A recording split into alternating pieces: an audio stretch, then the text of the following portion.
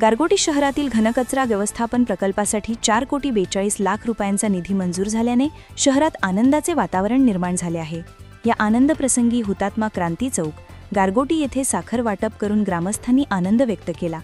यावेळी नगरातील नागरिक, स्थानिक पदाधिकारी आणि ग्रामपंचायत सदस्य मोठ्या संख्येने उपस्थित होते।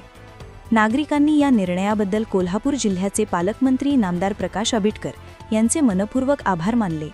या प्रकल्पामुळे शहरातील कचरा व्यवस्थापनाची समस्या दूर होऊन पर्यावरणपूरक ऊर्जा निर्मितीचा मार्ग मोकळा होणार आहे।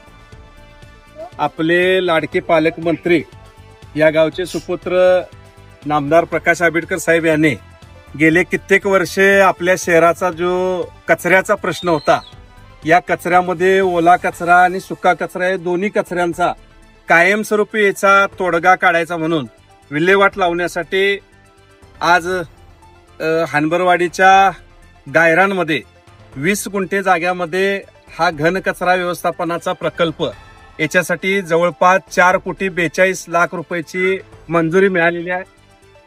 यामध्ये या जिल्हा नियोजन समितीमधून हा आपल्या जिल्ह्यातील एक नाविन्यपूर्ण उपक्रम म्हणून या प्रकल्प एक आदर्शवत अशा पद्धतीने काम करेल।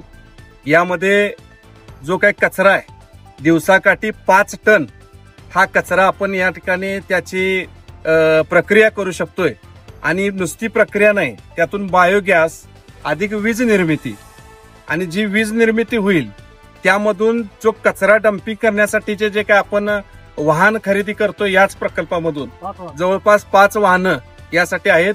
या 5 वाहनांचा सुद्धा इलेक्ट्रिक चार्जिंग सुद्धा जे आहे ते त्या प्रकल्पाच्या होणाऱ्या ऊर्जेतून करायचं असल्यामुळं हा एक वेगळा आगळा उपक्रम या गारगोटी शहरासाठी झालेला आहे। आपण सर्वांनीच आज हे मंजुरी पत्र मिळाल्यानंतर साखर पेढे वाटप करण्यासाठी क्रांतीज्योती हुतात्मा चौकामध्ये आपण सर्वजण आलोय आणि आज या ठिकाणी आपल्या सर्वांच्या वतीनं ग्रामपंचायत गारगोटी सर्व ग्रामस्थ पदाधिकारी यांच्या वतीनं नामदार साहेबांचं अभिनंदन करण्याचा ठराव आपण सगळ्यांनी केलेला आहे। पुन्हा एकदा नामदार साहेबांचं आपण सगळ्यांच्या वतीनं जाहीर असं अभिनंदन करूया आणि येणाऱ्या 5-6 महिन्यात हा प्रकल्प कार्यान्वित होईल आणि एक चांगल्या पद्धतीने या गारगोटी शहरातला जो कचऱ्याचा कायमस्वरूपी प्रश्न आहे, सर्व नागरिकांना आज फिरायला गेलेल्या नागरिकांना जो काही त्रास होतोय यातून कायमची पुढच्या 5-50 वर्षासाठीची सुटका यामधून होईल, याच्यामध्ये तीळ मात्र शंका नाही। आपल्या परिसरातील घडामोडी जाणून घेण्यासाठी आत्ताच चॅनलला सबस्क्राईब करा आणि बेल आयकॉन क्लिक करायला विसरू नका।